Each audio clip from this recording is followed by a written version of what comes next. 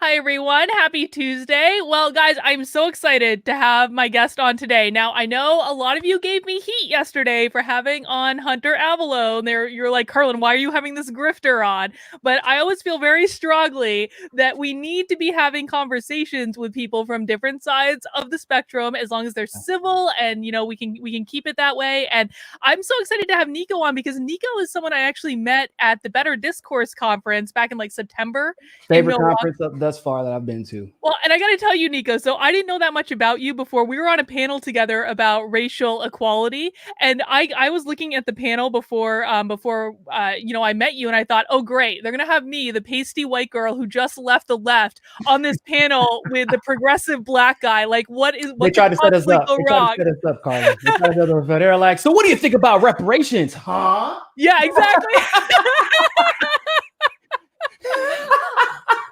But you know what? We were able to have a good dialogue about it. We agreed on some stuff. We didn't agree on some stuff. We hugged it out at the end. It's the way it should be. And I want to just provide a little commentary for people in the chat right now. I have so much respect for Nico because Nico is one of those people that, like, he prepares, he knows his stuff, he is civil to people who disagrees with him. And I think that you guys are all actually going to be really pleasantly surprised at some of the positions that Nico holds. But before we get into that, Nico, I wonder if you could just, because I'm actually not sure how you describe yourself politically. Can you just give us a good overview of kind of where you stand on the political spectrum? So I consider myself to be a populist first, and a leftist second. And leftist, I guess, because of the standard that has been set today, because a lot of the policies I believe in.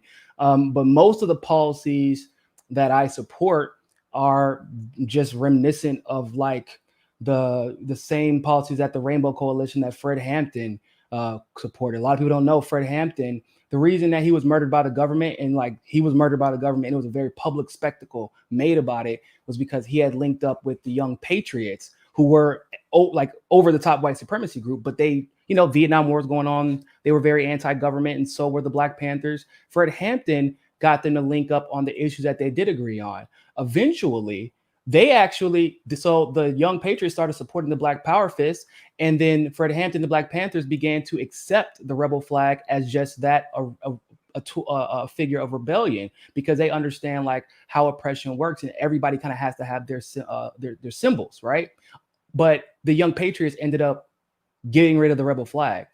Then they just stopped being white supremacists because of the kindness and understanding that Fred Hampton, that he embodied when he reached out to them and like, yo, listen, I don't really care if y'all want to be white supremacists over there. These issues affect all of us, although albeit in different ways, they still affect all of us. Let's work together, because that's what they're most scared of. And very shortly after that, because he literally turned white supremacists into a rainbow coalition, like he said, they killed him. They were like, oh, no. This is what we can have unity in every other way, but we cannot have the people that we pit against each other so that we could create this cabal that we've been seeing over the last century or so. We cannot have them working together, because that means they will figure out who the real enemy is. And then organize to take them down. That is how I align myself. I consider myself to be like Fred Hampton and Jesus. I try to be as much as like Jesus as possible, because I feel like everybody should be like Jesus. Awesome. And who did you support in the presidential election? Like from the primaries up until the general election? Tulsi Gabbard. I was actually Tulsi Gabbard surrogate. And in the general election, I voted Gloria Riva. She was available in Florida. A lot of people didn't have her as a choice, but you know already, I'm not a Trump supporter, although I've obviously had to defend Trump a lot, especially more so as of late, because I don't believe in just completely discounting someone's policies and actions merely because I may not support the majority or some of the things that they say or do. Mm-hmm. How did you feel about Bernie Sanders? From when?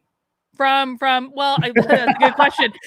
From this past election cycle, I suppose, from the primaries. Bernie's disappointed me, and that's being nice about it, to be frank. But Bernie has disappointed me. It seems as if his entire goal was to ingratiate himself with the cool kids, right? The Bidens of the world, the Kamalas of the world, and the narratives that he has been pushing have been, I mean, just the idea that election fraud all of a sudden is just not a thing, even though his campaign experienced it. And a lot of people in his campaign were actually prepared to fight it. It's just that he didn't want to fight it. Even his co-chair, Nina Turner, in an interview on Status Quo said, not only like we acknowledge election fraud and election integrity, and we need to fight for it, and we're going to challenge the DNC wherever we can. And although she and others were prepared to do so, Bernie basically shut it down. And it just, somebody said something to me that was just profound and also kind of like disturbing at the same time. They said, well, you know what? If Bernie had healthcare, I bet he wouldn't have dropped out.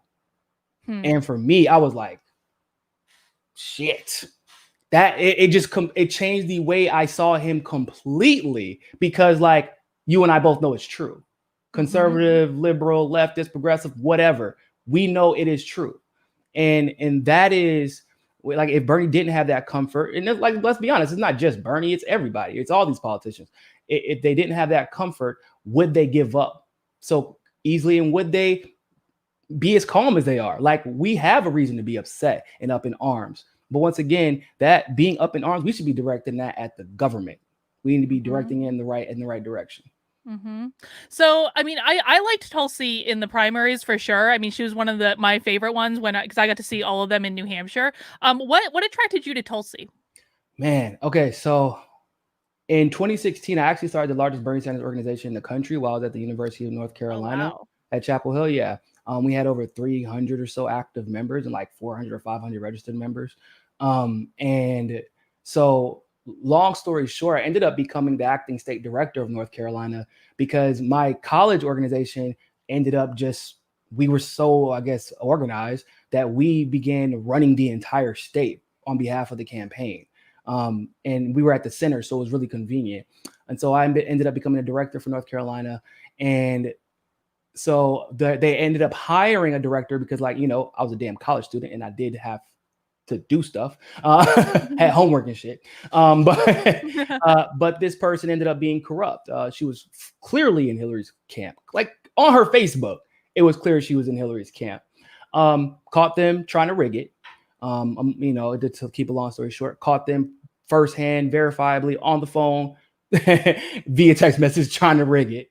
And then as I caught it in North Carolina, then I caught it in South Carolina, and then people all over the country started reaching out to me because they wanted to say what I said, but they couldn't really put their finger on it because they weren't as close to the grassroots side of the campaign, in addition to the actual campaign itself, and like I was. And so we figured out that they were cheating. The first person I called was Tulsi. Because my contact happened to have her number. I hadn't talked to her prior to that. Even though I was a senior in college, even though, you know, I wasn't a politician or anybody important, she listened to me talk to her about what had taken place for about an hour. So this was 2016. 2017, she introduced the Securing America's Elections Act. And I've heard that about Tulsi. You're not the first person I've heard that about. There were people in New Hampshire that just like tracked Tulsi down at an event, and she ended up talking to them for like a really long time. And then what's the place where she spoke at the I think Trump was speaking at an event simultaneously, and then after that they came over to Tulsi's. Yeah, we were hanging out with a bunch of Trump people actually after the event, and we were having a greatest time ever. We were just, it was actually, me and my friends got in the car like, yo, man, I ain't gonna lie to y'all. I really like talking to Trump supporters more than I like talking to Democrats. I really like talking. Like, I'm talking about just, it was not even close. I couldn't even have a conversation with a Democrat without wanting to, especially at that point, I wanted to rip my hair out. And yet Trump supporters immediately, when they found out I support Tulsi, they talk about how much they love Tulsi. And then immediately the way they're doing her is wrong. The way they're doing her is absolutely wrong. You know, a lot of people were like, if she wins, they even said, especially in New Hampshire, if they thought she could get past the Democratic Party, they would have voted for her instead of voting for Trump, especially because Trump already won the nomination anyway, right? But they were like, that was the only thing stopping them from voting. And then I'm you know, stomping for her and all that stuff. I'm like, bro, Tulsi could have won 50 states. And yet it went, and I think it's directly, it's emblematic of how she was treated.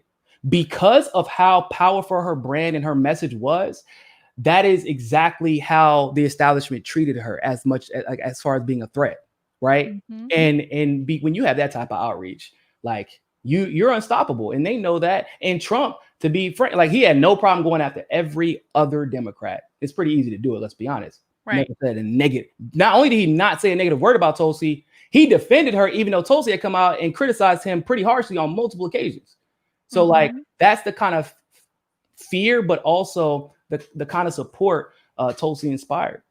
No, I think what you're talking about was actually the same Trump rally that I went to that kind of changed my mind about Trump supporters as well. So we were kind of in the same place at the same time. No, I really liked Tulsi, and I thought I was so pissed at how the party treated her, especially what really got me and kind of ended my relationship with the Democrats was the whole impeachment thing, because I thought impeachment was stupid. And I was actually in favor. Like, I remember back when the whole Ukraine phone call happened, I was like, yeah, Trump's done it now. They're going to get him. And I was all excited about it. And then the impeachment charges came out, and I'm like, they didn't even charge him with a crime. Like, what are they doing? Democrats screw it up again. Yep. The things that Trump should have been impeached on at that point, Tulsi actually outlined in her censor bill that she released that very morning, because she knew that the impeachment was bullshit. She talked about the war in Yemen. She talked about the illegal bombing in Syria when there were supposedly chemical attacks that ended up being proven to be untrue. She talked about the things that he was actually guilty of. But by the way, non-uniquely in a lot of ways, because like Obama was guilty of it, but like if we're going to talk about impeachment and criminal charges, then let's tell the whole story. And the reason she voted to abstain to bring the articles of impeachment. And she also voted to abstain when they actually voted for the impeachment, because she's like, it's not that I don't think he deserves to be impeached, but I also know y'all are full of shit. And just strategically, he's going to come out on top. And back then, before COVID and all this other crazy stuff happened, he did come out on top. He had a 49% approval rating at that point because of that impeachment. And he almost obliterated them. But, you know, all this other nonsense. I mean, it's fair to say that he probably did. If we're going to be honest, I'm an election integrity activist. If we're going to look at the facts are showing that he probably won. And this narrative out there somehow that, all these judges are turning down. First of all, sorry, I don't know if I'm allowed to cuss on your channel, but you can cut away. Judges are corrupt. Yes. Judges are elected offices. I mean, federal judges are not. Federal judges are appointed, but they have to be elected to judgeship first. They have to play the game as well. You don't get Supreme Court unless you play that game. I was a co-founder of the DNC fraud lawsuit. And we got all the way to the Supreme Court. But guess what? Clarence Thomas shut us down. Who did Clarence Thomas help? Or who helped Clarence Thomas get his job? Who was that? Joe Biden. Joe Biden. Remember when he tore Anita Hill, and him and that entire Judiciary Committee tore Anita Hill to shreds to protect Clarence Thomas, a Republican that they supposedly hate so much, right? So they told us. And of course, the DNC fraud lawsuit, where we're trying to hold people accountable, hold the Democratic Party specifically accountable for basically defrauding all of Bernie's donors, and even really the Democrats in general, because they're supposed to be acting in the best interest of the party. Like, that lawsuit coincidentally ends up in the hands of the very person that the president-elect helped. Sure, it's coincidence though. Sure it is. Well, let's get back to the current election stuff in a little bit, but I want to talk more about your journey. So you were a Tulsi surrogate in the primaries, and then the party ends up blessing Joe Biden as their nominee, as everyone mysteriously drops out except for Elizabeth Warren around the same time. What did you think when that happened? Oh man. So when that happened, I was waiting to see what Bernie was going to do, actually, because Bernie had a choice at that moment, right? The establishment just coalesced, which was smart to do. I had actually been saying since the beginning of the election, if they don't coalesce, Bernie was actually going to run the town on them. Even with cheating, it was going to be almost insurmountable. But his ego came into play. How? When I found out he didn't accept Tulsi's endorsement. He didn't reach out to Marianne Williamson nor Andrew Yang for their endorsement, like not in any official way. Didn't reach out strategically the entire election. I'm like, okay, then you don't want to win. You're not ready to run this country. Because if you can't, these are three people specifically who were inspired to run by you. You know, like, if you were ever going to have an ally, Nina and Tulsi still really good friends. she was just on her, and Tulsi was just on Nina dropped the MIC podcast last week. They were talking about how much they love each other. She's gonna go back to Hawaii. Like, you have all the ends. Marianne Williamson had endorsed him the last time around. Andrew Yang had supported him the last time around and said he would have supported him had he asked, but he didn't. So basically, what it looks like is either you A, weren't trying to win, or B, you didn't want it to look like anyone had anything to do with you winning except for you. And that whole it's not me, us thing was primary. It was, in my opinion, it's one of those things where they label bills the opposite of what it actually is. No, I mean, totally. And that like really that I didn't understand that either, because, you know, back in 2016, I wanted him to fight back harder when the whole thing was clearly stolen from him. I was a very big Bernie fan in 2016. I grew up in Vermont. Bernie Sanders represented me forever. Oh, wow. Yeah. So I never remember the real Bernie. Oh, yeah. I have literally, there's never been a time that I've been alive where Bernie Sanders has not been a public official in my life. And so, yeah, I've met Bernie on multiple occasions, but he changed so much between 2016 and 2018. He just got crazy. And I remember I donated $100 to him, and I brought a t-shirt and a hat the day that he announced he was going to be running again, because I was so excited. I was like, yes, Bernie part 2. He's going to get it this time. It's going to be awesome. And then he just really, really disappointed me like that. And I have to agree with you. It's like partially ego, but I also agree with you that I don't think he really wanted to win. I kind of think he almost wanted to make a point. Yeah, I think he wanted to I think he wanted I could have won. Look at what I could have done if I wanted to. Look at how great things, because then I don't have the responsibility of actually fighting to implement the policies that I claim that I've been wanting this whole time. I don't have to put the pressure on myself, because what if I fail? Then I look like a failure. And like Bernie's not a negotiator. He's not a negotiator. It's not like, and I'm not going to say like he can't do it. It's just that, like, to be frank, Bernie doesn't even read his own bills. Like, and that's I can tell y'all that, because the man went up there and said his bill was going to ban private insurance altogether, and that wasn't what the bill said. What it said is that they're going to make it so that you can't have Medicare for all, and then if you do have private insurance, it can only be supplementary. That's not banning private insurance. I've sold insurance before. Supplementary insurance is a big deal for a lot of people. Like, you got ophthalmology, orthodontists, like a lot of things, dentistry, like all kinds of stuff that regular insurance doesn't pay for. So, but he didn't even know, because he didn't read his legislation, because he's more about being the firebrand and getting the emotional responses than doing the hard work. Whenever they asked Elizabeth Warren about Medicare for all, and they were like, how is it going to be paid for, right? Now, Elizabeth Warren was waffling, because, of course, you don't know. She just was saying Medicare for all because she heard Bernie say it, and it sounded like the popular thing to say at the time. And you couldn't really run in the Democratic Party for that primary and be against them, Medicare for all, and have a chance of winning unless your name was literally Joe Biden because he was anointed. All right. But when they asked Bernie didn't know how they were going to pay for his bill when it was on his Sanders Institute website. It was right there. I'm like, what are you doing, bro? Did you even prep for this debate? And it got to the point in a lot of the debates that it seemed like he wasn't even prepping. He was just counting on the other side to be so bad that he didn't really have to do anything but rah. And like, that's not good enough. But two, it shows me that you weren't serious about not only uplifting yourself and the policies that you supposedly support, but calling out and holding to account these corrupt politicians who have been co-opting your message in order to steal votes away from you. And you know. Oh, Nico looks frozen to me, guys. Did he freeze for you? All right. Maybe Nico will come back here in a second. Hopefully he comes back. Uh-oh. Well, I'll hang out here for a second. Hopefully we get him back. I don't really know what's going on. So guys, I mean, like, listen, one of the reasons that I really like Nico, and I think you're already seeing this from his perspective, is that he is a progressive. He's on the left. He calls himself a leftist, but he's one of those more reasonable people that I really like. I so appreciate his perspective in this, and I hope, let me see if I can just DM him really quick on Twitter to see what's up. Oh, he said his power just flickered. He's going to be back. It kicked him out. He's going to be back in 2 minutes. So his power just went out. But guys, so if you guys have questions that you want me to ask Nico when he comes back, this is a great time to chat them in. If you're enjoying this chat so far, please hit the thumbs up button.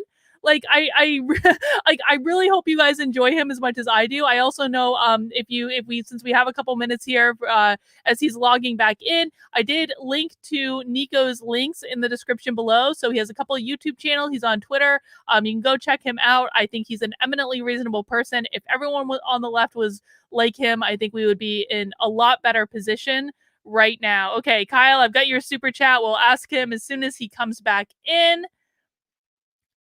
Yeah, so says talk to him more often. I mean, maybe I will. Guys, just so you know, too, while I'm waiting for him to come back in, I do have a couple more live streams scheduled this week. Obviously, tonight I will be back on at 9:30 tonight with Joshua. We'll do our regular Tuesday night show, nothing remotely controversial. If you haven't seen it before, it's a little bit of a lighthearted way to look at the news, and we bring we do some woo-woo stuff as well, but it's a fun show. We really enjoy it. We do it every Tuesday evening at 9:30 p.m. Eastern time. So we'll be doing that today. Also tomorrow at 1 p.m. I have Deb Philman coming on the channel. Deb is a tutor and she's an educator, and she's going to talk to us about how problematic it is that social justice is getting integrated into the classroom and the actual impact on kids and that it's having. And I've talked to her about this a couple times offline, and it's really, really disturbing. She has her own channel where she talks about all of these issues, and I just find it to be fascinating. Again, if you just joined us, Nico just had his power flicker out, so he's on his way back. He got booted out of the system, but he's coming back. Alice E says, where can I follow Nico? I do believe I have his information in the description below. So you have links to his Twitter. He's got a couple of YouTube channels. So definitely I would encourage you guys all to follow Nico and keep up with what he has to say. And then, so a very special live stream. I don't know exactly what time it's going to be. I'm going to do one on Friday with Elle, who is some B I know on Twitter, or was some B I know. If you don't follow Elle on Twitter, she's amazing. You can check out my account to get links to her, but she is just a spitfire. We're going to be doing happy hour live stream on Friday afternoon. Adam might actually join us for that. So we'll see. Adam might be on here as well. Let's see. What else can I talk about while I'm waiting for Nico to come back in? Yeah, you know who Elle is. If you guys have not met Elle yet, Elle is an absolute spitfire. All right. So let's see what else is going on in the world. I don't know, guys. So I have 200 people in there right now. I know Nico's coming back, but if you hit the thumbs up button, we're going to continue a great discussion. Let people know that you're enjoying it. If you're enjoying it so far, and let us know if you have any specific questions that you want him to answer. I'm so not good at filling in this time while I get surprised. Oh my goodness. Yeah, I mean, Naughty, if you have questions for Joshua tonight, definitely let me know what they are. Guys, just so you know, if you've never seen Nothing Remotely Controversial, it's a show that I do with my coach, who also happens to be like a professional psychic. His name's Joshua McGuire. And so what generally happens on Nothing Remotely Controversial is that I talk about the news, and then we use Joshua's psychic magic to be able to kind of get additional psychic insight. Listen, if you don't have to believe in psychics to watch the show. It's fun. I happen to, because Joshua has, been a very critical part of my life and my journey for the last 5 years, and I understand how accurate he is sometimes freakishly so. But you don't have to believe in psychics. That's fine too. We welcome all people. It's a fun, lighthearted show. I see a lot of people talking about reparations in the chat. Yes, we will get to reparations at some point. Oh, Nico's back. He's back. Sorry about that. My power literally just went off out of nowhere. Oh, that's okay. That's happened to me before, my friend. So that's totally fine. So thank God for technology. Definitely. So what were we just talking about? We were just talking about Bernie not really really fighting, and he kind of did the same thing this time. He just backed out, and this really pissed me off when the Democrats did this, when they anointed Joe Biden, because I was like, with the Republicans with Trump in 2016, the Republicans didn't like Trump. They didn't want Trump to be their nominee, but they let the process play out. They didn't interfere, and the DNC just seems technically they did the dossier, but when they did like the opposition, the normal political opposition stuff, right? But they didn't go as far as trying to overturn it at the RNC convention. Yeah. And so and they let it go forward, but the Democrats seem incapable of not interfering in their own elections. What do you think? No, I 100% agree, and it's because the Democrats they only exist to stifle opposition. Like that is their job, right? Like you can argue that the Republican Party, at least historically, their job is to maintain the status quo. So honestly, because like Trump was like able to slip in. And like they're like, oh, it's too late. We can't do anything about it because we didn't predict that he would be here. Because like he was at 1 or 2% for a long time before it was like, boom. Then Right. he walked through them in the primary, and it was too late. He had already gotten so many states. It's like, well, we can't do anything about it. We gotta let it ride. That doesn't mean they liked him, but it just means at that point they had to let it ride out. Now with Bernie, they began crushing him from the beginning, and then which is even more bizarre, right? Because you're like. Bernie specifically, like they clearly don't like the man still, even though he's playing their game. Over the last. Oh no, Nico froze again. Oh no. Oh no. I'm back. Oh, okay. I was freaking out. I'm good. But I was saying that what people don't know is that like when Bernie won he won 5 out of the 7 caucus states and tied one of them with Hillary. It was and he crushed her in those states because why? Can't hack a caucus. Or this year you could. Why? Because they had a shadow act to do it. But last year that type of stuff wasn't part of the caucus, and because of that, you know, the people's will had been done.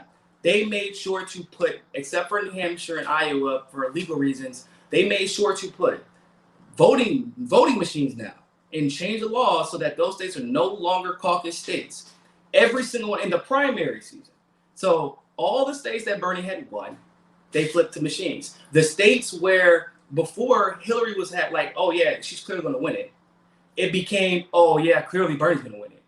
California, Texas, all these, you know, all the basically every Super Tuesday state. And in fact, when people were tracking, it looked like Bernie was damn near about to sweep, and then all of a sudden it flipped.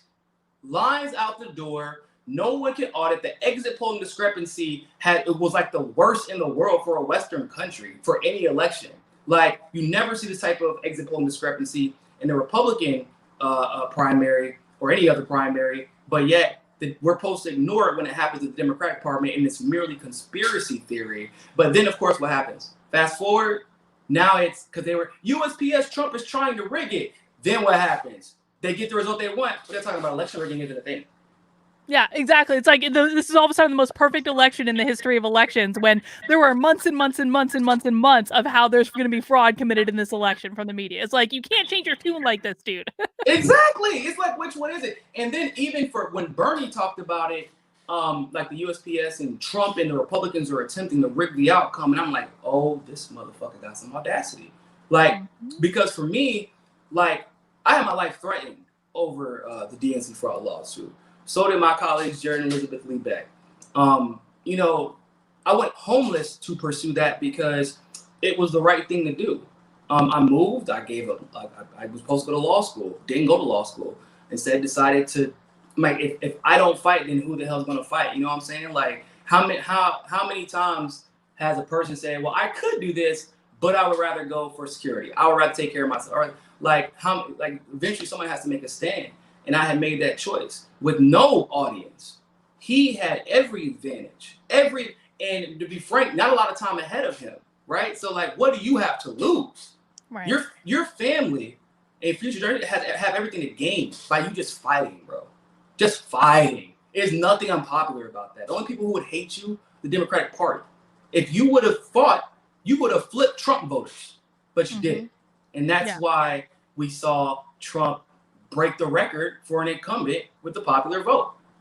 It's not a coincidence. Go ahead. Sorry. No, go ahead. No, I was gonna say, like, this is something I don't really understand because, like, no one likes Biden. No one. The progressives hate Biden for so many different reasons, and even the moderate Democrats, they're not that excited about Biden. Like Bernie supporters, from my estimation, have much more in common with Trump supporters than they do, or with Trump himself, I guess, than they do with Biden. How do you feel about that? No, they do. Whether or not they want to admit it, but they do. And it's when we're talking about, like, just recently, people said, because people argue with me all the time, that I've had this debate, and after I debated Ben Burgess, which it was a good discussion, but after I debated him, and honestly, it just wasn't close. Like, it was basically, should progressives vote for Biden in swing states? And I made the argument, like, effectively in most ways, Trump's actually better than Biden. And I'm like, if you want to go policy for policy, we can do it, and it's not going to be close. Just recently, Trump just swept through the Pentagon and fired everybody who didn't want to pull out of Afghanistan. Bitch, what? Since in what administration and ever have we fired anyone because they wouldn't pull out of war fast enough? Mm-hmm. Never. Not even Kennedy had the balls to do that. And Kennedy had the balls to shut down the CIA and didn't fire multiple people. Then bring somebody who onto his staff and to advise him that specifically is like, bitch, my goal is to get us out of Afghanistan and Syria. And if that's not what you're about, then you're gone. Well, are we going to see that in the Biden administration? No. He's bringing in Susan Rice, the architect of the Rwandan genocide. He's bringing, you know what I'm saying? Like, look at the people he's brought so far. He just brought in a Raytheon board member. You know what I'm saying? Trump, I had problems with obviously him bringing in Bolton, bringing in Pompeo, bringing in Gina Haspel. Like, of course I did. But also, Trump don't know he don't know politicians. He don't know them people. He's like, man, I don't even know who's supposed to fill these positions. I don't really talk to my friends about this type of stuff. We just talk about rich guy stuff whenever I was a civilian. So, hey, go ahead and bring him in. But I will give him this. He played it smart because he let them do. He's like, okay, go ahead. I'll let you do your thing a little bit. But when it finally got to the point where, okay, got you. And like for me personally, I still, this is my little conspiracy theory, but I still feel like they assassinated Soleimani behind Trump's back to set him up for failure. He did not have any say so in it. And you can even tell he was kind of overcorrecting in his rhetoric because he was trying to make it seem, no, that was mine. That was me. We had to do it. Because he didn't want to make it look like he didn't have control anymore. Oh, that's interesting. It makes perfect, and given how, I mean, bro, when he fired Bolton, it was a spectacle. And I enjoyed it. I honestly, I enjoyed it too, to be honest. I hated John Bolton. I was like, yes, Trump. But basically, you're talking about replacing incompetent imperialism with extremely competent imperialism. People who helped to architect the assassination of Gaddafi, which you created open market slavery. Like, if I could, Trump has had his problems. Trump created open market slavery? No. Who deported more people? Obama. And guess what? It's not even close. No, not even close. It's not even close. Now, at the moment, Trump has a lot of them in detention centers, and I think that Trump actually is getting played on this because what the detention centers are really about, it's about I visited the one here in Homestead, $277 per day per kid. That's what it's about. It's a private prison racket, and if we all wanted to deal with immigration, just create a legitimate path and make sure they follow it and hold those who don't follow it accountable. It is not that complicated unless you're using it as a wedge issue and unless the elite, the private industry and the elite profit off of them being in limbo, and they clearly do. No, I completely agree with you on the immigration issue. I think it's so stupid. I think I talked about this in Better Discourse. Like, I'm married to an immigrant. We had to fight for 4 flipping years after we got married to get him a green card. After we got married. That's crazy. Because it was like we had to keep going back to court over and over and over again. We kept having to go back to immigration court because the courts were so incredibly packed that you would basically get there, say, "Hi, I'm still here," and they would basically it was absolutely insane. It's like, I don't understand why we just can't come up with like a common sense path to citizenship for people who are here that want to work, that want to pay taxes, that just want to do their thing. Carlin, it is a common sense way. Just have $200,000 in assets. It's not hard. Well, my husband didn't have that when he came here. I'll tell you that. But the fact that you can just spend $200,000 and you know what? Actually, you are a citizen. Yeah. Oh, so basically, it's revealing, right? You're right. It has nothing to do with anything other than money. That's what it ultimately comes down to. And I would say this to my conservative friends on the right. Listen, don't scapegoat anyone but the goddamn federal government for your problems. because it is their fault. It is. Like, the thing that people don't understand is that populist leftists, we don't like big government either. We believe that the government should do its damn job. And that's what we're saying, basically. It isn't that we want more of it. Get rid of the CIA. Bye. Two deuces. We don't need you. For what? We got the FBI. The CIA was specifically created to make sure that they could do shit without accountability. That's where what's that? Diplomatic immunity, quote unquote. Like, that's where plausible deniability, the term conspiracy theory, all that stuff came from an organization that was created by the guy who dropped an atomic bomb after a war we already won. Because he was selected. They cheated to get Truman in because Henry Wallace was going to desegregate the entire country, stop backing Great Britain's colonies in Africa, and was going to pull us out of the war, obviously, make sure we don't get into another one. There would have never been. You're talking about and this Henry Wallace was with FDR for 3 terms. They cheated to pull him out so he couldn't be the president because everybody knew FDR was on the way out, right? Just so we can get the worst possible person. And that is where that organization came from. It came at the hands of a man who they cheated to put in. So this organization inherently is that's what it's for. It's not an accident. They're doing what their job is. John Brennan said they lie, they cheat, they steal. Like, these are the organizations we should be demonizing.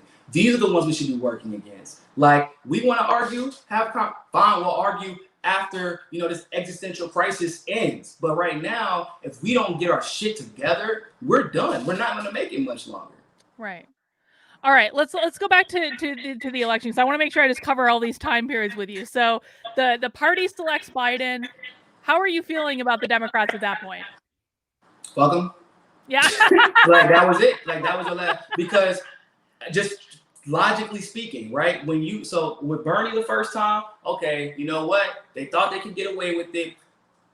We'll give Bernie a chance to do his thing. Like, I was still a third party, but I'm going to give Bernie a chance to get in there, do his thing, and see if they learn their lesson. Because, like, at that point, it was really about, like, the only thing they could hide behind with Hillary was, like, her brand. Like, because there's really no one else believing that she really won. Like, oh, it's just because she had name recognition. Bernie's name recognition was infinitely better. It wasn't maybe necessarily more than Biden, but it was almost equal, and it was more positive. Yes. And you could tell by the amount of unique donations he received. It was unprecedented. Never seen anything like it, even with Obama. So now I'm like, once y'all cheated again, and then Bernie didn't fight back, and then it got to the point where even fighters like a Tulsi Gabbard Turner, like, they didn't, not that they're great, they just stopped messing with the Democratic Party like that. But, like, even they couldn't really get down to the nitty-gritty and use their platform to bring that much attention, because, like, that's how bad the suppression is in the big tech conversation. It's a whole different conversation entirely. But I'm like, oh, no, they got to go. The Democrats are actually the biggest obstacle to equality and justice everywhere, because it's easy for me or a leftist to scapegoat Republicans for all the problems. But, like, any leftist who's been paying attention, like just the stimulus, for example, it's been Nancy Pelosi obstructing most of it. Right? This really pisses me off, because now she wants to accept half of what she wanted to accept before, and no stimulus checks for average. And no stimulus checks. Like, what happened? So who was it for then? It's for the rich, who exactly. the Democrats serve. That's who they serve. This isn't a stimulus package then. It's not. It's for the rich. They specifically, this is what's so nefarious about this shit. People don't know. They're like, I don't understand. Why would they give the corporations a bailout and then not give us more stimulus checks? Ladies and gentlemen, if they gave y'all more stimulus checks, corporations wouldn't need a bailout. Right, exactly. They wouldn't need it because you can fucking shop and you can do what you need to do.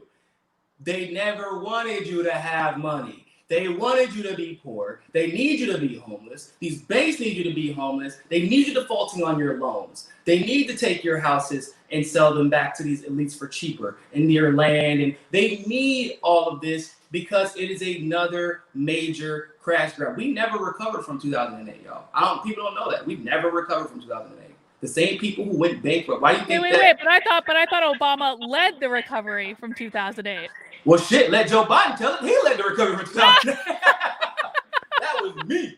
He said, that was me. That wasn't Obama. Damn, okay, that was quick. He threw Obama on the bus actually a lot during that election, but that was a whole different discussion. But you know what I'm saying? Like, California still has the highest number of gainfully employed homeless people. People that get up, get dressed, and go to a 9 to 5. Why? Because when you become bankrupt and lost, you lose your house, especially in California, you can't get an apartment. You obviously can't get another house. What if your family doesn't live there?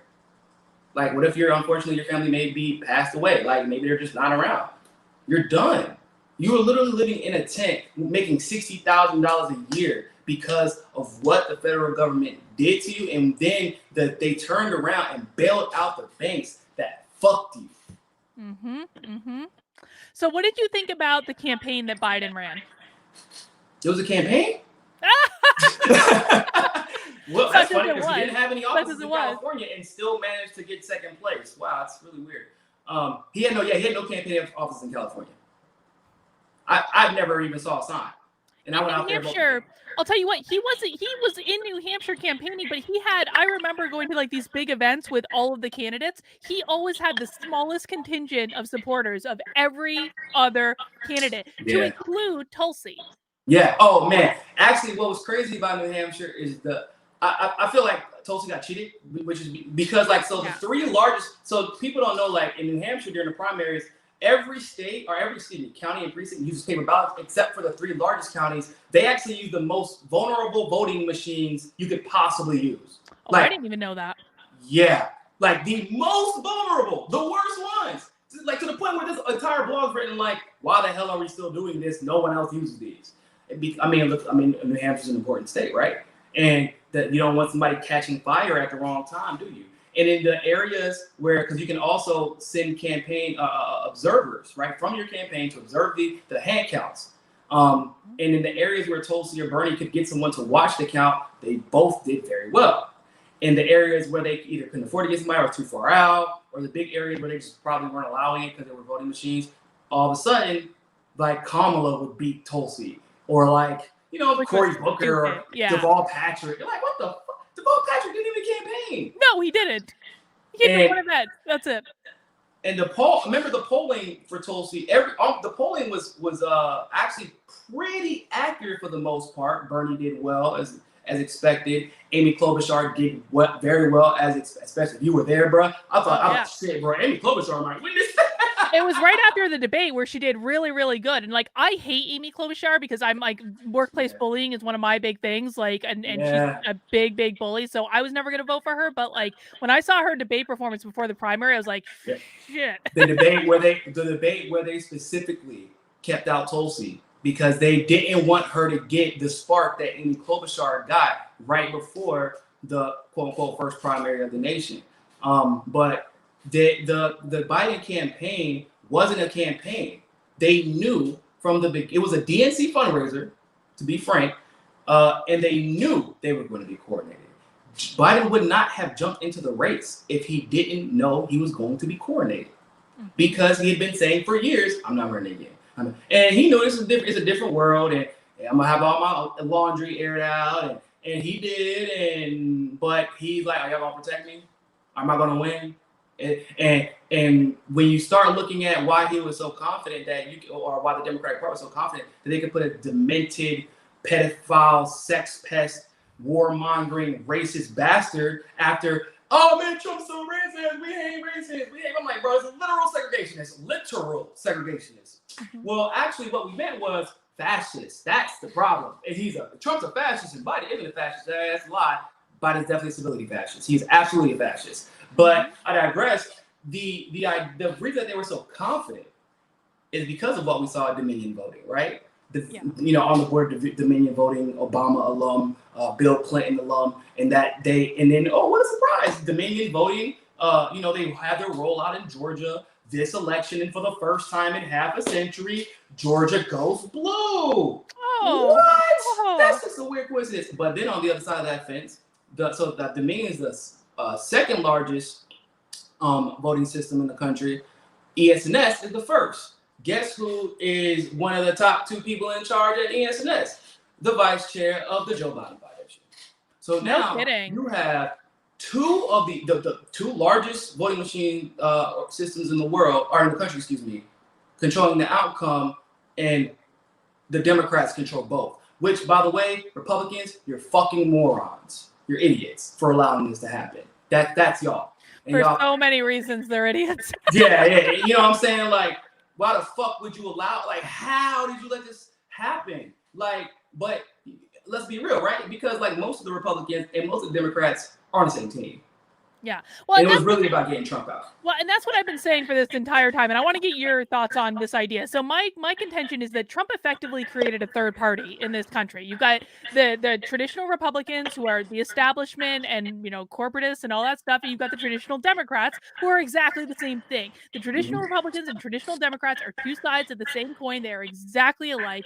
Trump's appeal was that he was not that.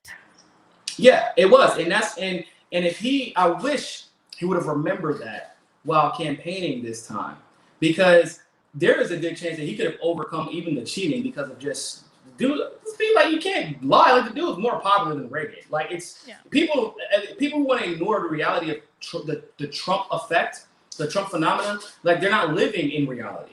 They're living in a fantasy world the Democratic Party and the mainstream media, the neoliberal mainstream media specifically, created for them. But that's not reality. Trump is popular, and every Trump supporter is not even close to racist. Like, man, I can't tell you how many good conversations I've had with like people. Now, does that mean that we don't have disagreements? Of course. But a lot of the stuff, like if they say something that may have been like maybe off color or something like that, they'll ask me about it. And I try to listen to understand their perspective. And I was like, oh, no, this is what, they're like, oh, I didn't know that. Then all of a sudden they're like, oh, okay, well, you know what? Trump has to do better on that. He can't do that. I'm like, I agree. It's bizarre, isn't it? When you have that realization. I mean, I don't know if you ever had, like, I definitely had Trump derangement syndrome for a good couple of years. And when you have that realization that these people are actually like really eminently reasonable people, and you can just talk to them and they're cool, it's like, no, like I feel I understand why. Like, shit, if I like wanted to be part of the Trump clique, I like would feel it because, bro, like, it's fun. It's definitely more fun. Like, it's so much more fun. You know what I'm saying? Like, populist leftists are cool as shit, but there's like 6 of us. Like legitimately. Like, you know what I'm saying? Like, y'all got a team that is coherent. It's really built on being understanding and kind of like looking at all your different backgrounds, and at the very bare minimum saying, I don't think that Trump is perfect necessarily, but I know 2 things: fuck the Democrats, and I'm not gonna let anyone dictate who I am and who I should be and what I should feel, and then tell me I'm not a human or or degrade me because I disagree with them. That is what I'm not going to do. Or let someone weaponize my identity, weaponize my plight for their own personal or political gain. And that I have a lot of respect for. Well, Nico, though, I mean, what I heard on the campaign is that Joe Biden said that if you didn't vote for him, you're not black. So I have a white privilege card in my back pocket that I have to give you now. Are you still black? Are you sure? When he said that, I said, oh, wow. I didn't even know. Honestly, I didn't even know how to respond. I'm like, he's still going to win. Or I said he still had a chance to win, I should say, because this is before I knew about all the Dominion shit. I'm like, oh, shit. Why? This is the part where the media covers it wall to wall. Because remember when Trump said, like they said, well, he denounced the Proud Boys, and then he said, he told them to stand by. But like, you know, Trump isn't like the smoothest rhetorically, and he clearly was on something. Him and Biden were on something. Like, I think Biden was on speed. Definitely on something. He was. Yeah, Biden was on speed, and Trump was on something to keep him calm, so he didn't like overwhelm the stage. And he said, "Stand by." Clearly, fucking meant stand down. He misspoke, right? And he goes on the radio, either the same night or the next day, and says like, "No, I meant stand down." Like, of course, I denounced them. Like. But that never got any coverage. And in fact, for several weeks later, mainstream media sources continued to say that he actually meant stand by. If you want to say he's ingratiated himself with the Proud Boys too much, cool. Don't lie. You don't have to lie. And that's my issue. And then who they lie for, who they lie to smear. And that is an important distinction that people should make when rendering their judgment about like what they're seeing right now. And I've never seen any article get deleted because it implicated the Trump family. In fact, it gets elevated every time Don Jr.'s name is mentioned. It's trending on Twitter. But because they couldn't say it wasn't true, or excuse me, they said they couldn't verify that it was true, we got to take it down. Except for it was verified that it absolutely was true, and they still took it down. Anyway, it began banning people for sharing that article. That's insanity. That was international news. Hell, I think in Australia right now, they're talking about all the pedophile shit that was on, like news is covering it. All the pedophile shit that was on Hunter Biden's laptop. Yeah.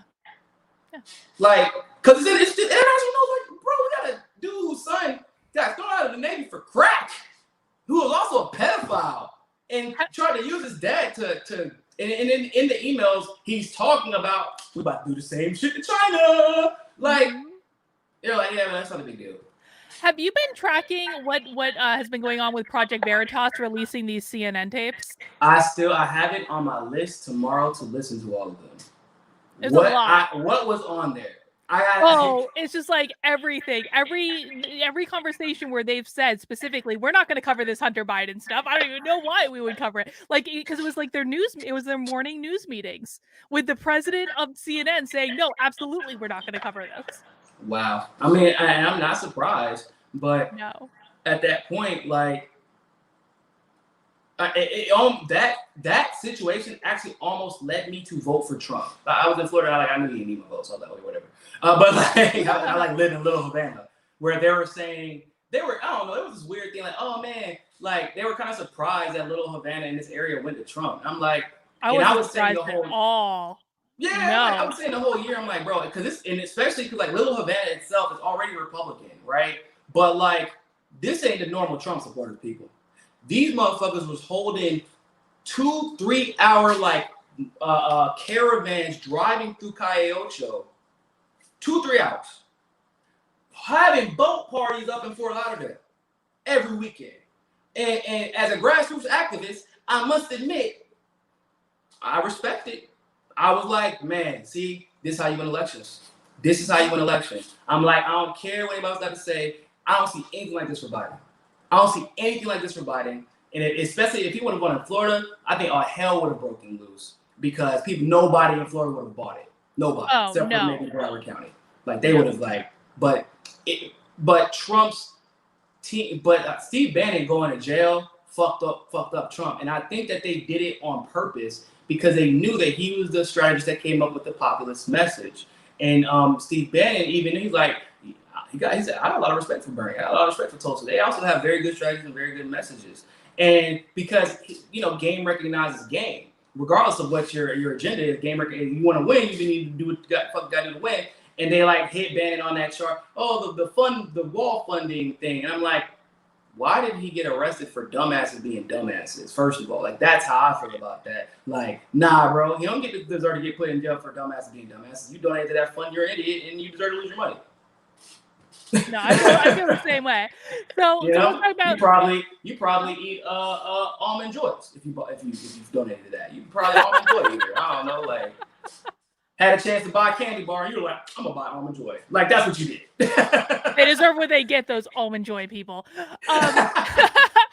So the election night happens and they stop counting the votes in the middle of the night for no good reason, and then we all wake up the next morning and find out that Trump is losing in all the states where they just happen to stop counting the votes. And what was going through your mind? So my partners on my network, Possum, Fiorella, and Johnny, they have a show called the Convo Couch. They're in California.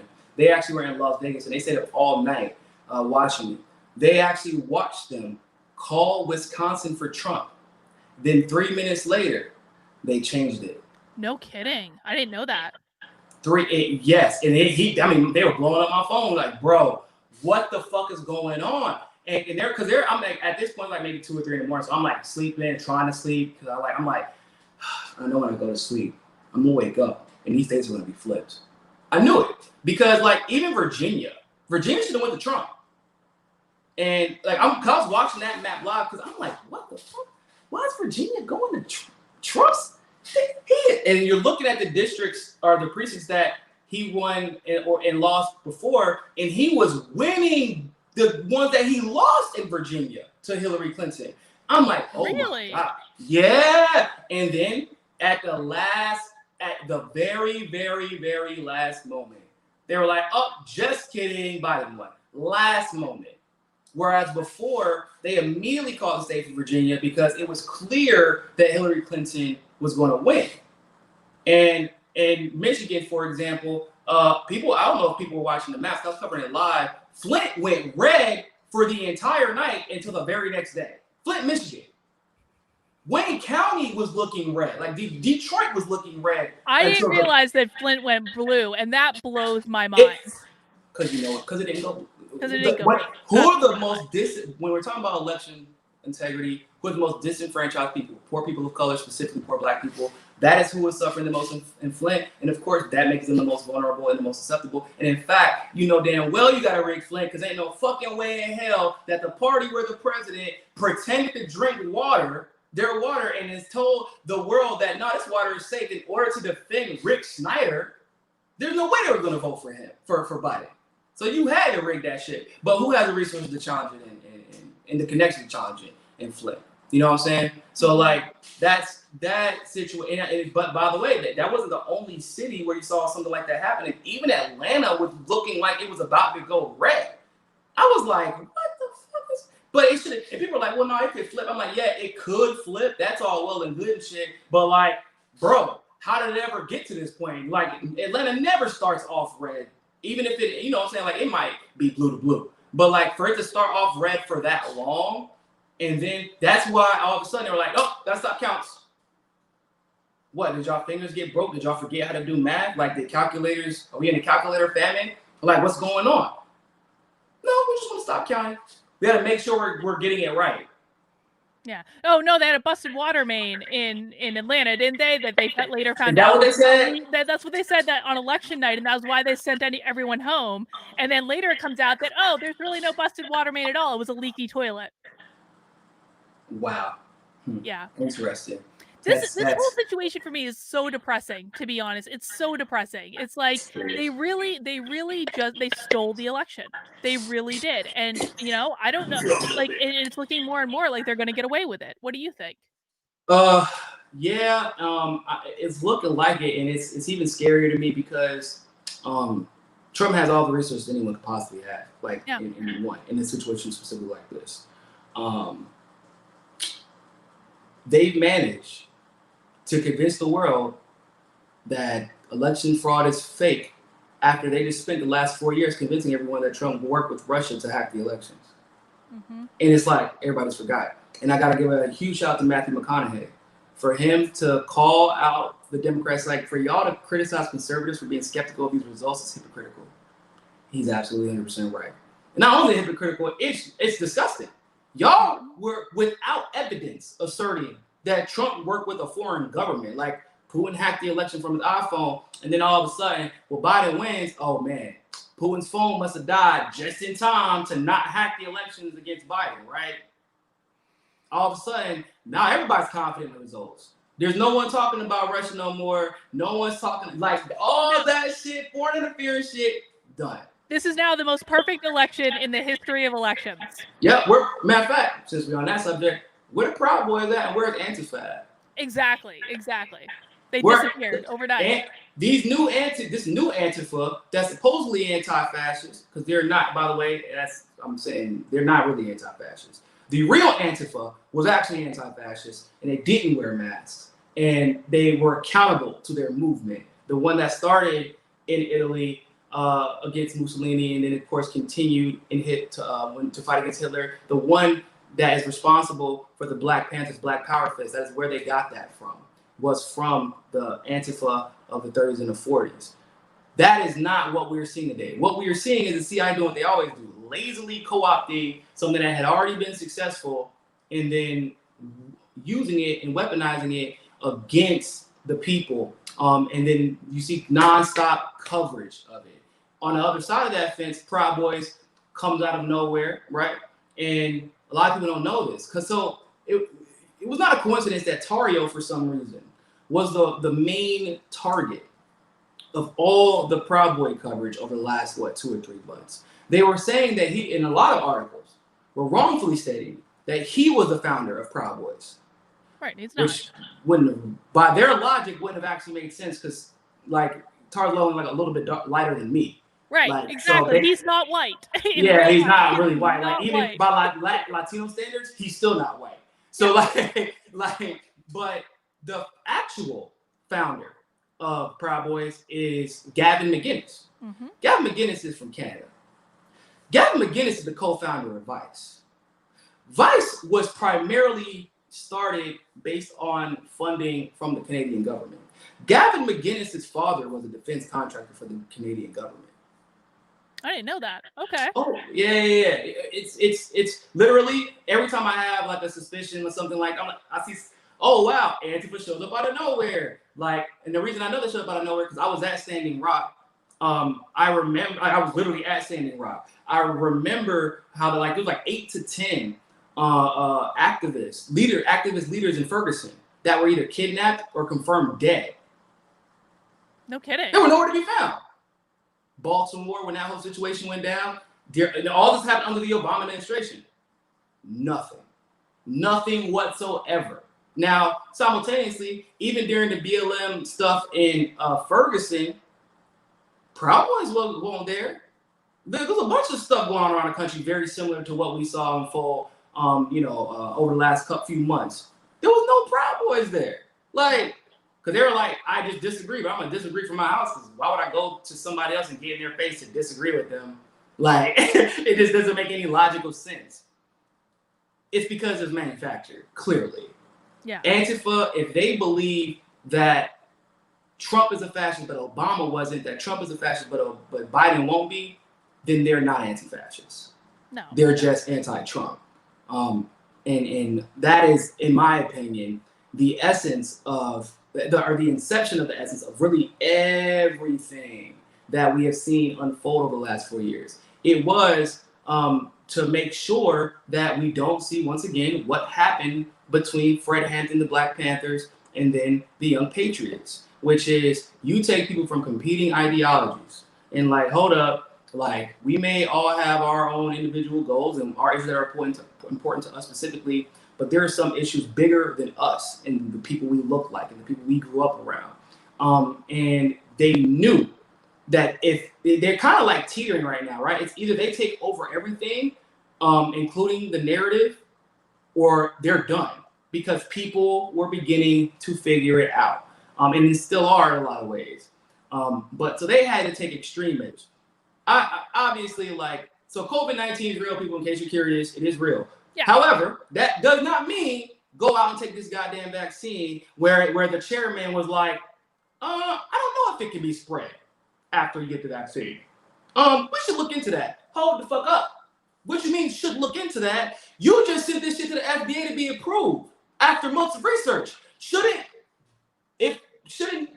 the possibility of this being spread be one of the first things that you research, considering the primary method that they use, the virtue signal, is what? You got to get it because of the people with comorbidities. You got to get it because of your grandparents, your parents. Well, if I give myself, because that's what a vaccine is, if I give myself the virus, whereas before there's a chance I could get it, now I'm giving myself the virus, don't I increase the likelihood of spreading it to those people with comorbidities and putting them in danger?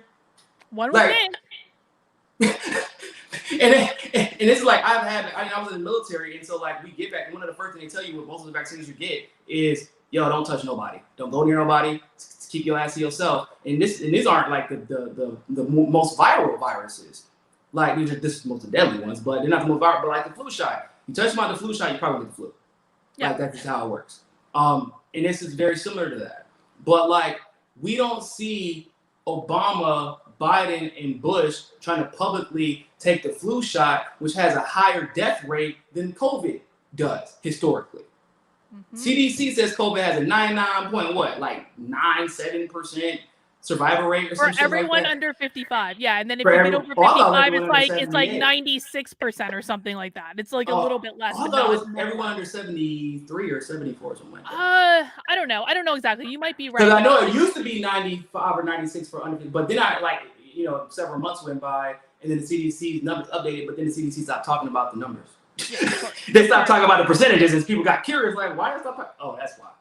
That's why. I swear to God, 2020 is the year that people went stupid, or maybe they were already stupid, but like all this lockdown stuff really like enhanced it. Like it was like a magic like stupid pill that we all took. It made people desperate. As much as I want to like kind of I do get on people, but as much as I want to be angry at those people, it's really, I feel bad because like that, how can the average person know how to feel or what to think or where to go when we have digital, you know, the tech companies silencing and suppressing every bit of truth. Like the Twitter, people haven't figured out on Twitter yet, like they don't even censor COVID-19 tweets based off of good and like what they would consider to be good or bad anymore. It's everything except for a neoliberal mainstream media source will be censored about COVID. We're not even going to take the time to cycle through the bullshit. So it's either you have to have a blue check in the mainstream media source or you have to be tweeting out wear a mask. Yeah, no, it's that's so it. stupid. And how I feel about it is like I feel like average people, and I think this is true of actually most of the people in the Democratic Party, they're victims of the media. They believe what they're being told because no one has ever shown them how much of a liars these people are. Yeah, they have no idea. Like a lot of people are still trying to figure out like that Obama is actually like a fucking fascist. Like they can't believe it. I'm like, well, I mean, if you knew his grandfather was CIA or OSS, and then his mother was CIA, and his dad was CIA, and his stepdad was CIA, it then actually begins to make a lot of goddamn sense that he is a fascist. But people, all they see, a lot of people just see Michelle and like, Michelle wouldn't marry a bad man. They love Michelle. It's because Michelle hadn't really done anything to them. Like, which is true. I mean, also, let's be honest, the comment she made about Hillary was pretty fucking funny. Going, you can't even run your own household. How you gonna? Yeah, how you say some shit like that during the campaign? Oh, but it was funny. But people have been deceived. They've been deceived, and like, but the worst part is, they haven't even been deceived by Biden. They haven't even been. They say, yeah, but Trump. So it's not even that Biden isn't bad. It's but Trump. Yeah, yeah. And it's because they were conditioned Hitler. He's basically Hitler. Yeah, right. And they're conditioned to say, but Trump. They've been conditioned to say that for the last 4 years. Well, Bernie got cheated. Yeah, but we got to get out Trump. We can't fight that. Mm-hmm. Well, you know that Russiagate's fake. Whatever we have to do to get out Trump. The impeachment is bullshit. Whatever we have to do to get out Trump. So we breaking law and order to get out Trump? No, I'm not down with that. No, because that's what we call a coup. That's what we call a coup. Exactly. And that's why I'm actually so excited about this lawsuit that Texas has brought against like 4 different states. I just saw something about that. Yeah, so Texas is basically suing, oh God, I'm going to screw this up. They're suing Pennsylvania, Michigan, Wisconsin, and I think Georgia, all for violating 2 articles of the Constitution. They don't even need to prove fraud, and it goes directly to the Supreme Court. So Texas is suing? The AG? The state of Texas is suing 4 different states for violating 2 clauses in the Constitution surrounding the election. Yeah. What? So their attorney general is doing it, I guess? I think so. I haven't read that. I mean, that was this much about it. But I guess we are. I mean, I know we forget, but I guess technically we are a republic. So yeah, I guess that would make us able to do that. I mean, and what they're looking for is they're looking for the Supreme Court to basically tell the state legislatures to elect the electors that they want to represent them. Like that it's going to go back to the state legislatures rather than whatever the vote comes out to be in those states, because they violate. What? Because they treated different. They like one of their arguments is that different ballots were treated differently in different parts of the states, which is the basis of Bush v. Gore. Yeah, that's the Bush v. Gore. And so this is what Texas is suing under. I'm like, this makes so much more sense than the it was the easiest way to do it. Exactly. You know, it's a process issue. Like, it's funny because Trump has been kind of like almost irrationally confident. Like he's like, I'm gonna win. Like, I agree with you. And I'm like, bro, I mean, don't get me wrong. I actually think you won, but like, it's like it's like you're losing the narrative. It's not that I think you're wrong.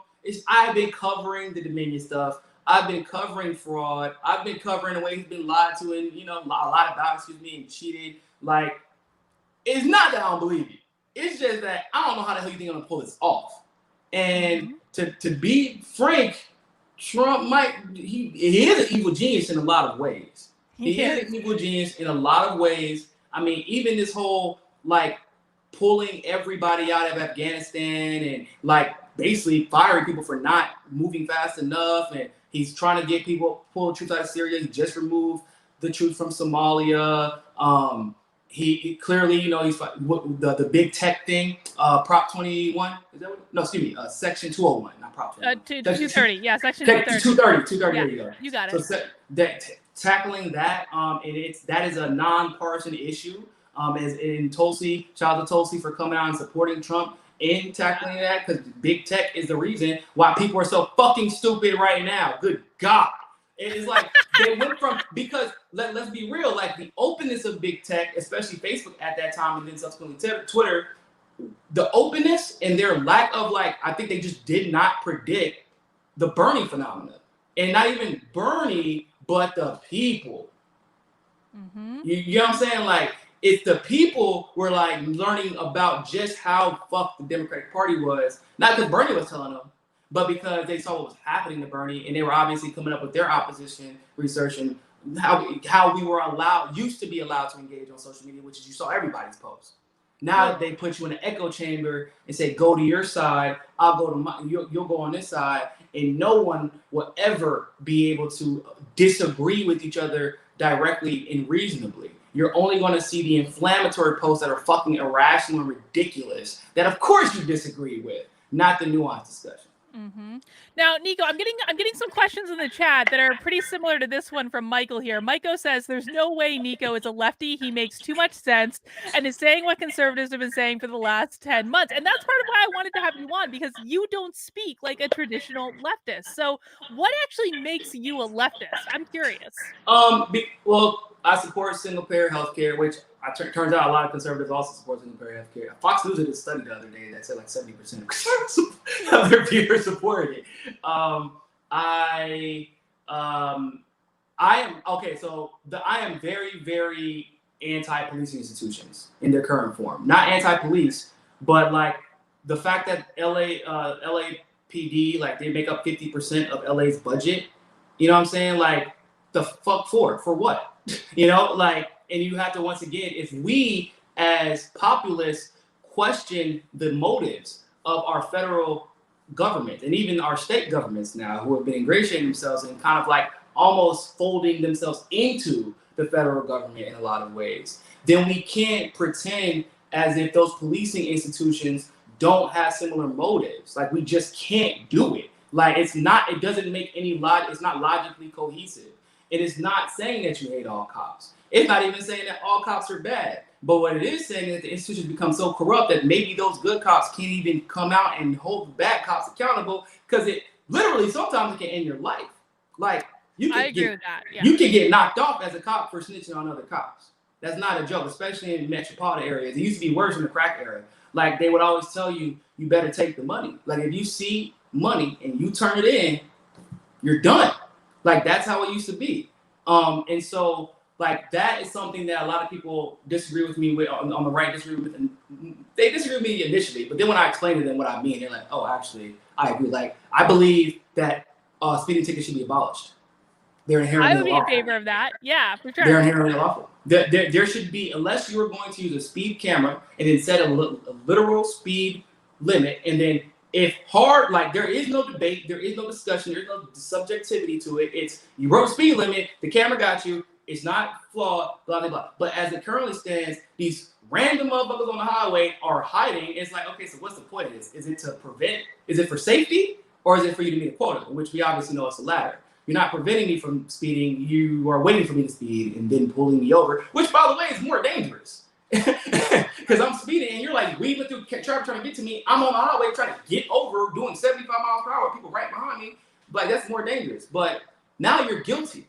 And by guilty, we all know what guilty really means is you have a consequence, which is generally a monetary consequence. Either you're paying a lawyer to prove your innocence in that situation. You're going to have, even if you get a public defender, it's $50. So you're still paying. Because, like, if you only, and you can only qualify for a public defender if you're poor, and if you're poor, well, to be frank, you ain't got $50 to spend on a lawyer. And also, all he's gonna do is get you a deal where you still end up paying a fine. Then, if you don't do any of those options, obviously, then it's the last option, which is you pay the fine anyway. So you're guilty until proven innocent, which is inherently antithetical to due process. And so speeding ticket, matter of fact, all traffic citations are inherently unlawful. And if you take that away, most of these policing institutions would be done. Like, they would actually have to ingratiate themselves into the community for people to feel like they need to be there. Because for the most part, you know, like, in a nice, super nice neighborhood, police don't even really need to go there. Because, like, people, like, I've lived in a nice neighborhood before, I'm from the hood, but like when I was adopted, which is a long story, and I lived in a gated community, and like they never were asking for police. Never had to call the police. Why? Shit don't happen in nice neighborhoods. That's how it goes. You know what I'm saying? Like the shit that happens in nice neighborhoods, to be frank, like because of like just the nature of the elite, it ain't your local police department ain't the one they call in to go take. That's federal shit, FBI shit, and that's a whole different discussion. But like policing institutions are supposed to be to protect and serve. And in Miami, in Little Havana, for example, I like the police in this area.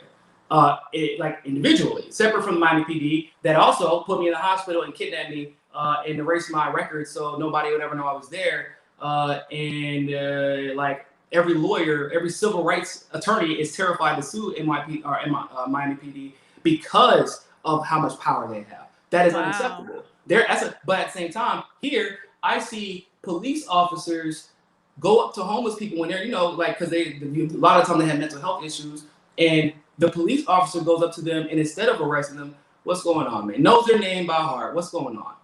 You come on, man. You gotta get out of this area. Let's go get you something to eat. Let's go get you some coffee. We'll sit down and talk. They'll sit down and talk for 30 minutes, calm them down. Like that's what policing should be. That's what it should be. And if police were like that, then for the most part, even not even perfect. We don't expect any institution at all to be perfect. But if that's how police were, then we're having an entirely different conversation. But you have to understand, like, we all as populace agree the private prison system it's I agree with you on that right? 100%. I hate the private prison system. It's ridiculous. It targets poor people. That's all it's for. It's to put money in the hands of rich people by targeting poor people, like obviously. Yeah.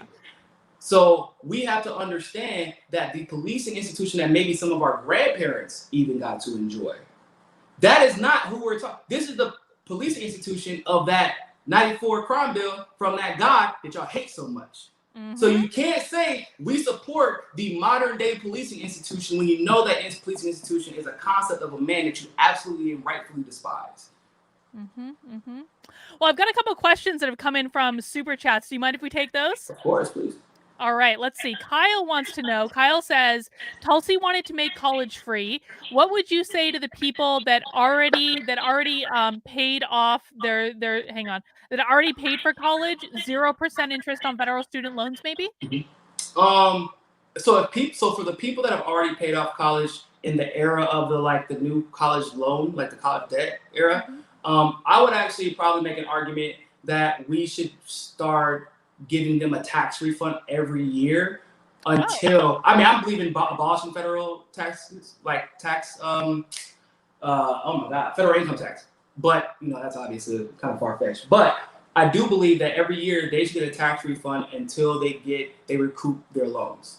Now some people may disagree with that, but you know what I'd say to that? Bitch, you paid for it. You're a taxpayer. You paid for it. Get your goddamn money. Right? Because your taxes are also going to pay for your kids to have that same education. And then your kids, when they become successful from having a great education, their taxes are in turn going to pay for the education that you receive, because that is what society should be. If we're going to pay taxes, they should be for us, not to help fucking AOC buy a goddamn outfit for Vanity Fair twice. I don't need AOC spending my damn tax on $2,000 outfit. I don't have a problem with the way she spends her money. But it's not just AOC. I got to deal with Nancy Pelosi and a $12,000 refrigerator.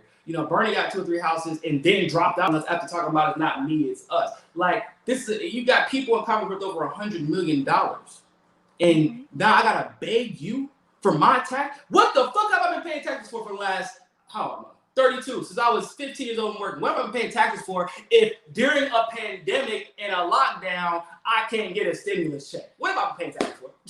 Mm-hmm. And so that's what we should be doing, in my opinion. Because I do agree that some people kind of shrug that off like, well, good for you. No, bro, that money, like people put in like work and effort and labor to make that money and then spend that money on what they believe was important. And also, more importantly, what society told them they had to have if they wanted to be successful. Yeah. Even though that's having a degree doesn't make you smart, right? But so since society made that a mandate, then it is society's job to make sure that we can reasonably achieve those goals in order to be successful, because at the end of the day, we're only as strong as our weakest link. So everyone should have opportunity. Everybody There's a lot of lazy motherfuckers in the world. They're not gonna take advantage of the opportunities. People think that everybody will take advantage of every. People don't take advantage of the opportunity to have now. But everybody's gonna take advantage of every opportunity. But I believe that if we're going to cover everyone else's tuition from here forward, then we should start a program. We don't have to give everybody everything all back at once, but tax refunds. People who make a lot of money, they're already getting a lot of taxes that they don't have to, tax for deductible sure. and shit anyway. Yeah. So give them a credit, and I'm sure that they will absolutely accept it. Yeah, and I think that that's actually probably the most reasonable solution I've heard. I'm not actually in favor of making college free for everyone, but it's more so an argument that I think that the colleges are really corrupt and they're indoctrinating people and making them crazy. And I don't want people to have like a free ride to go through the leftist crazy town indoctrination machine. It's a pretty. I mean, I've had arguments with people. So I went to UNC, which was actually a pretty unique experience from everything I've heard from everybody else. But like from my Ivy League friends. Or acquaintances, I should say, they're kind of crazy. I don't know, like it's they're nice, they're really nice in every other aspect. Like bring up the impeachment, they're like, no, it's legal. My law professor said, I'm like, well, your law professor is full of shit. This is wrong. Like it's not complicated. This isn't no fucking complicated legal theory. This didn't happen. This didn't happen. Like these two things. I'm not saying once again, is it something? Has he done something impeachable? Duh. That isn't it. It's usually foreign policy shit that he had unilateral control over him, for the most part. But you're right. I do agree. Like, that's why I always tell people, if you do go to college now, go for the experience. You know what I'm saying? Yeah. Like, learn and observe. Be a part of it. Don't let it define you. You know what I'm saying? And be mindful of tribalism. Absolutely, 100%. Let's see. From Michael, Michael wants to know, so has Nico joined Walkaway? He says, I'm a Trump supporter, but donated to Tulsi in the beginning. Nico, when are you going to come over and join Walkaway? You want to? The only reason I can't join Walkaway, at least officially, is because I don't believe from walking away from the Democratic plantation onto the Republican plantation. Preferably, I would like to not be a house slave or a field slave. Well, this is fake news, though. I have to correct this because please do. You don't have to become a Republican to be in Walkaway. You don't even have to support Trump to be in Walkaway. It's simply about saying the Democrats are crazy and we're not on board with that anymore. Well, if you ever have a rally with Walkaway and you need me to say that shit, hit my line. I'm going to tell Brandon. I'm going to give Brandon your contact info. If you need me to, hell yeah, I'll say that shit all day. But like this, the initial perception when Brandon first came out with it is that like when he left specifically and then immediately supported Trump, that's the perception it gave off was, and also like Candace Owens' Brexit shit, like it was literally like it just seemed like all you ever talk about is Trump, and then you're like it's screw the Democrats. But Candace specifically never talks about the Republican Party. Whereas I'll give Brandon a lot of credit where Brandon does criticize establishment Republicans often. And so it's not like... Oh, he does not like them at all. Yeah, no. So I'll give him credit. I heard a lot of that when we were at the conference. So I'll give him a lot of credit for that. And so it may have just been that the message, I guess, because of who it benefited and who was trying to weaponize it, it got kind of conflated into walk away and support Trump.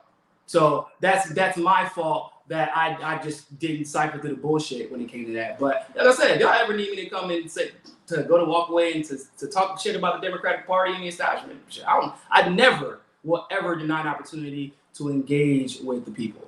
Well, I'm definitely going to give him your contact info because, I mean, this is a mistake a lot of people make. So you're not alone in this regard at all. In fact, like when I first started doing walkaway rallies, I didn't support Trump, or I kind of supported him like by default. Like I was going to vote for him, but it was more like the Democrats are crazy. He is the less crazy of the two options. But I got on the Trump train like much later on after I kind of thought about things. Yeah, it was like, it's basically when he banned critical race theory. I was like, okay, done. He won me. I'm done. I'm good. But no, I think Brandon would love to have you because I know in 2021 he wants to do a lot of he wants to do debates. So I know he wants to have a black debate. Yeah, I think that he would really love your perspective on that. And then they just did an LGBT debate a couple months ago in Fort Lauderdale, which was awesome. What? And you didn't tell me you were in South Florida? I was here for one day. I was there for one day. I would have came though. I would have come to support. Oh man, I love debates, man. I love them. Oh yeah, and you're good at them too. You're like a champion debater, right? Yeah. I was a debater all throughout high school, And I also did. I was in the American Parliamentary Debate Association while I was at UNC. It was fun, and I learned a lot. Like that is, I will say that I credit that with the way my critical thinking skills and the way that I perceive things, because I always think of things skeptically, always.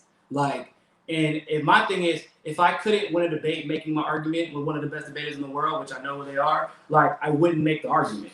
And even Destiny, I remember, because he was like denying election fraud when we were at the thing. It was like we had a fun discussion about it, but like when I was explaining, I was like, so how, while you were on stage, did you just give this whole dissertation about how corrupt the establishment is and how you know they disenfranchise people and how we shouldn't trust the establishment government officials, and you talk about the historical implications of a lot of their corruption, and then you at the same side of your neck argue with me that it's literally impossible. There's zero chance that the Democrats will rig anything.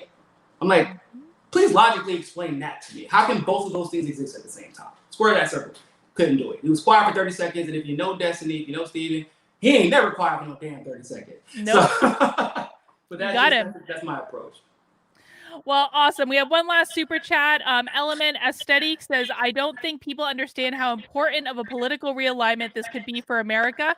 More convos like this need to happen. I agree, Nico. People have been telling me in the chat the entire time, you got to bring Nico back. You got to bring Nico back. So will you come back on my channel sometime in the future? Oh, of course.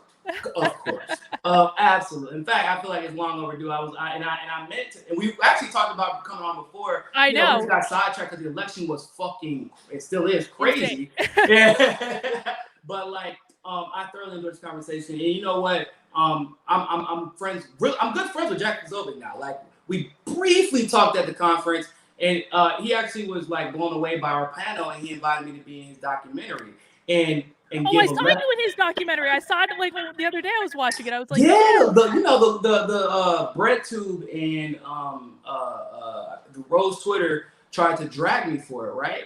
And it was funny because they were only posting the screenshots, and I was like, oh, that's interesting. Why don't you post a clip? So what exactly. I said, post a clip. They're like, no, you're enabling fascists and neos. I'm like, Jack is not a neo-Nazi, not even fucking close. Jack supports Nina Turner. Jack was like, oh, if Nina Turner runs for president, I'm voting for her. Like, I'm like, what the fuck, where I getting this from? He's a literal neo-Nazi. No, he's not. He's not. Now, Jack is a troll, admittedly. Yeah, Jack knows he's a troll. Yeah, like, but he knows he's a troll. And honestly, Jack is kind of like, he's just tired of the bullshit. So he just is, sometimes, he admits, he's like, sometimes I'm like, he's overly like what's the word I'm looking for? Where he just tries to spark outrage just because he's just tired of them. Like, I'm just gonna fuck with y'all at this point. And like, I feel him, but Jack was anti-war as shit. Like, Jack believes in single payer healthcare. Maybe we don't agree in the same approach, but like, that's okay. We can figure it out. Like, that's, you know what I'm saying? Like, we believe that healthcare isn't something that should be determined by the amount of money you make. Like, we also believe, like, and when I was talking to him about things like BLM, like how I feel about BLM as a, the movement versus this bullshit BLM 501c4 organization that donated all their fundraising money to Joe Biden, he was like, oh, okay. And I was explaining to him about policing institutions and like, and he was so like blown away that he like did it after the documentary. We did it, or before the documentary, we did an interview on Owan, for him to show me that respect, because like for everybody here knows Owan, like that's huge, right? I went on RT multiple times actually. I went on Ben Swan's show right after that. I was on RT Live the day of the election. Like I had a lot of opportunity, and I'm like thinking to myself, I'm like, these are the same conversations I have all the time. I feel like I'm saying leftist stuff a lot. Why the fuck did Jack hear that? Like, hear me argue for reparations and was like, man, I gotta have this guy in my documentary. And when leftists hear this, they feel immediately threatened by my being and feel like they have to take me down. But I'm like, I thought we were supposed to be on the same team. I'm arguing for the same policies, I thought. But the thing is, if I ask Jack, regardless of what he feels about the Venezuelan government, do you think we should invade Venezuela? Jack's gonna say no. Full stop. Yeah. I can't say that about any Democrat. Jack will say there's no say there shouldn't be anything under Venezuela. That's in if we can agree on that, if we can agree that both Proud Boys and Antifa seem to be, organized by the government, if we can both agree on basic things like that, why the hell can't we be friends? There's a lot more common ground than people think. There really is. It's about that populist movement. I mean, and that's what Trump represents at the end of the day. And you never got fully on the Trump train, and that's cool. But like where I'm at right now, like we need good people that actually want to make change for real people, not going just forward. It has to be us. It does. It has to be us going forward. We've all been too guilty of edifying these politicians, and it's because we just left an era and age. I'm a very spiritual person. We left an age of dogma in faith-based politics and religion and even relationships, blind faith and in the appeal to authority. Now we're in an age of enlightenment and information. Like literally on December 21st, astrology. The age of Aquarius is coming, and like, bro, it's not a coincidence. I know what show you need to come on. I do a show every Tuesday night on this channel at 9:30 with a psychic, and he's a psychic and an astrologer, and we talk about the news. Oh, that would be that would be a really good conversation. Listen, I'm a connoisseur of shrooms. Yes. Yeah. Oh, listen. I say we. I do ayahuasca myself. I'm ayahuasca. I've never done. Yeah. How the fuck? Hey, we gotta talk after this. Because we need to talk after this. Because I've been trying to get that shit for a hot. And everybody keeps telling me I have to go to Sean. I'm like, I don't like doing shit outside the comfort of my own home. And I understand how most people need to do that. I don't even do that. I do. I got you. I can hook you up. I got you. Please. I do shrooms like once a month. Like, and that's like on a bad month. Usually, ever since I did it for the first time in February, the first time when that shit, like, my ego was completely gone. And I don't even feel like I had an ego. I'm like, oh shit. Oh my God, how many decisions was I making based off of this little thing? And then I fast forward, and my wife began teaching me, because she started really studying the shadow, because of like the personal thing she was going through. She was like, you need to start doing some shadow work. I'm like, what the fuck are you talking about? And I'm like, okay, well, I guess I'll try it. And I had said it right before we started doing the shrooms. Carly, let me tell you, couldn't open my eyes. And my voice starts talking to me, except for it wasn't me talking. And I'm like, oh shit. And so I'm closing my eyes, having a conversation. I said, why do you not like me? What's wrong with you? What's going on? He said, I want to destroy you. I was like, what? For what? What'd I do? And then he starts telling me, because you don't deserve this. We worked hard together, and you're not letting me out to enjoy it. You're not. I'm like, what the fuck is going on? He is, and then he also said, like, and you won't let me be with Susie. And I'm like, what are you that's my wife's name. And I was like, what are you talking about? We're married. What the fuck? What? And I realized, so my wife was going through this thing where she would take like a shot, right? Black out. Not be drunk, just black out. And this person will come out who fucking hated me. For this happened almost our entire relationship like a year ago, right?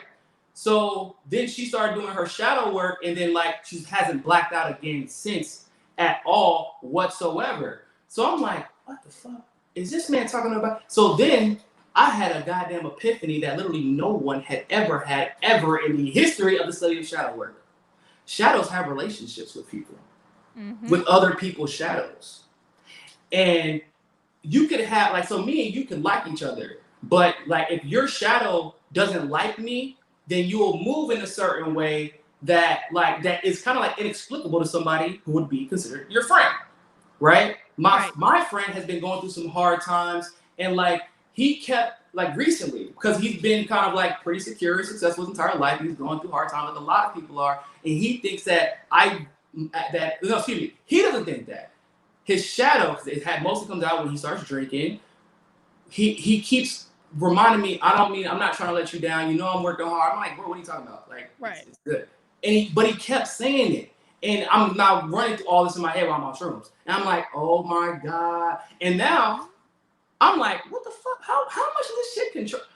I'm going through my Rolodex. I had a Rolodex I'm a master number 11, by the way. And so I'm going through a Rolodex in my head of shit that I didn't even know I know while I'm on shrooms. And I'm finding out, like, oh, now actually the shadows are running shit right now. The shadows are running everything, and it's largely aligning with the age of Aquarius. All the planets were in retrograde about less than a month ago. Yes, they were. And you ever seen the movie Us? Oh yeah. Mm-hmm. So everybody's seen this movie. Nobody ever talks about it with their friends or family. Like nobody mentions it, but everybody's seen it. Everybody loves it. And I went to Universal Studios, and the line for that fucking haunted house for Us was insane. Really? Yes. I'm like, what? So everybody has seen this movie. Why has no one ever talked about it? And it's the reason everybody's seen it and everyone loves it and can relate to it is because it is a movie warning us about the shadows coming from below. They're tired of being ignored. And I think that that is largely what we are seeing, right? We're seeing everyone, like these politicians keep snitching on themselves for no reason. Like Obama comes out, regardless of how you feel about defund the police, right? Why the fuck? What do you have to gain by coming out and saying, I don't even like the term defund the police. It's bad. I don't like that. What are you doing? Your people all love this. Like the ones that have still been fooled by you. Also, just lie. When Kamala came out during the election, I'm not doing nothing for black people. Why would I do something exclusively for them? Because you just said 2 weeks ago that you were going to give them reparations. What do you mean? You said that. We calling you. Oh, no, I'm not doing that. Why? Just lie. Y'all had zero problem lying in the past. Just lie. You're going to change your mind anyway. But you can't, because what people don't know is our shadows are more in control of us than our conscious selves are. Mm-hmm. And I believe it. Yeah. Now, all this moral stories, I realize all this on shrooms. And so I'm very, very big into like astrology. I believe that there is a science behind astrology that we just haven't delved deep enough into, specifically because you would learn about yourself and it would even the playing field of humanity against the elites. If you could figure how you process things, your shortcomings on how you process things, and then fix them or even make them, neutral. You don't got to be great, but you don't want something to be a personality deficit. Right. Which a lot of us have personality deficits because people aren't self-reflective and they just can't pinpoint it. But if you go into like the advanced astrology, which I'm sure you've already done, then you start seeing certain things. You're like, shit. Like when I learned about numerology, and when somebody read out the description of an 11, because I was obviously a 2, and then when you turn about 29 and 30, you become an 11, and it's like, yep, you feel like you don't belong anywhere for your entire life. You struggle. And it's all on purpose. And I'll tell you off your audience a fun story. So about 4 or 5 years ago, when I made my email address, I made it nicoforthepeople@gmail.com. I didn't even think about it. Just like, this is what I want. So my name, Niko, is actually the male conjugated version of the goddess Nike. It's Greek, and it actually means victory for the people. But I didn't know that when I made the name.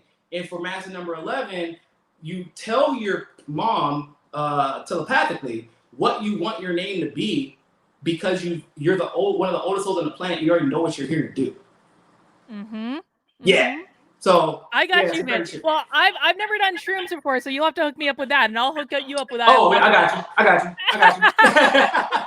Excellent. Well, I'm even more excited about this now. But Nico, we've been going for a little over 90 minutes now, so I kind of want to wrap it up. Where can people find you if they want to get in touch with you and see more of your work? You can find me on Twitter at Niko, NIKO, You can also find me on YouTube. Just look up Niko House. It'll be Niko MCSU Network with Niko House. You can also find me on Rockfin, ROKFIN. By the way, Carlin, I need to hook you up with Rockfin. I'm going to do that because it's I put it like this. All of us who've been on Rockfin, so you know Jimmy Dore, right? Yes. Me, Jimmy Dore, Kim Iverson is there, Lee Camp's there. Scott Adams, he's there. Okay. Mike Cernovich is there. There's a bunch of people, very open-minded, very independent, and they love their creators. All of us make more money off of Rockfin than we do on YouTube. I'll look at it. And for a lot of us, it's not even close. Because as a creator, you actually end up you own a portion of the platform, and your value increases as the value of the platform. So I was there from the very beginning. When the rate token was worth 15 cents, the rate token is now worth $1.15. All right. And then you can cash out whenever you want. You have to hook me up with this magic, my friend. And y'all go to Rockfin and go follow me there, because y'all know YouTube is tripping, y'all. Y'all know, I don't know how long people like you and I are going to be here. No, YouTube is YouTube's gonna YouTube. That's all I'm gonna say. And we have one last super chat from Real Nick Miles, who's also from Walkaway. Nico says he wants to get involved with Walkaway, so you tell Brandon that, okay? Yeah, don't have me come speak, man. I love it. All right, guys, and I do believe I linked Nico's information in the description below. So all his link tree should be down there, so you can go find him on all the different social media. We'll definitely have Nico back in the future. Really enjoyed the conversation. Thank you again for coming on. No problem. Thank you for having me. All right, guys. Well, that's all I've got for right now. I'll see some of you at 9:30 tonight live on this channel for Nothing Remotely Controversial with Joshua. And I'll talk to you guys later. Have a good rest of your day.